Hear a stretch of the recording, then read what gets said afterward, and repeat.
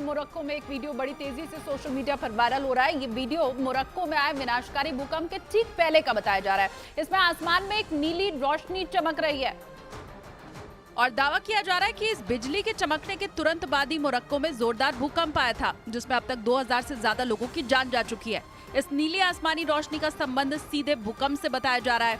इसके पहले तुर्की में आए भूकंप के दौरान भी ऐसी नीली रोशनी की तस्वीरें खूब वायरल हुई थी। तब अमेरिका के वैज्ञानिकों ने इसे अर्थक्वेक लाइट बताया था। हालांकि अभी तक इस पर कोई ठोस अध्ययन सामने नहीं आया है। मोरक्को में 6.8 तीव्रता का जो भूकंप आया वो इतना खतरनाक था कि भूकंप के केंद्र से 350 किलोमीटर दूर तक इसके झटके महसूस किए गए। मोरक्को में पिछले 6 दशक में ऐसा भूकंप नहीं आया, और जब आया तो मोरक्को तबाह हो गया, क्योंकि वहां 6.8 तीव्रता के झटके महसूस किए गए थे, जिसे रिक्टर स्केल पर तेज भूकंप की श्रेणी में रखा जाता है, जिसमें भीड़ भाड़ वाले इलाकों में नुकसान का डर होता है। मोरक्को में आए भूकंप का केंद्र वहां के ऐतिहासिक शहर मराकेश में जमीन के अंदर करीब 18.5 किलोमीटर गहराई में था।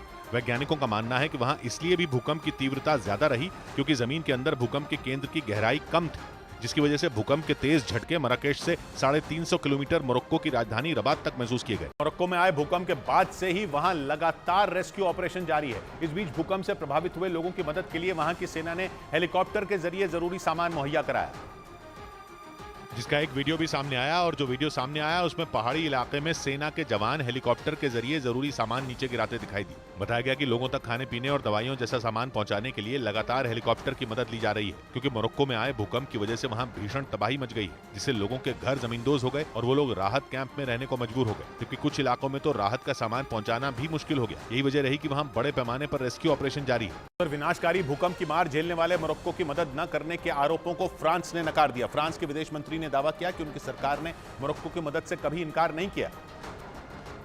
लेकिन फ्रांस के मुताबिक आपसी तनातनी की वजह से मोरक्को की सरकार ने उससे मदद नहीं मांगी। ऐसा इसीलिए क्योंकि सहारा रेगिस्तान को लेकर फ्रांस और मोरक्को में कई सालों से विवाद चल रहा है, और आशंका जताई गई कि इसी वजह से फ्रांस ने इतनी भीषण आपदा के वक्त भी मोरक्को की मदद नहीं की।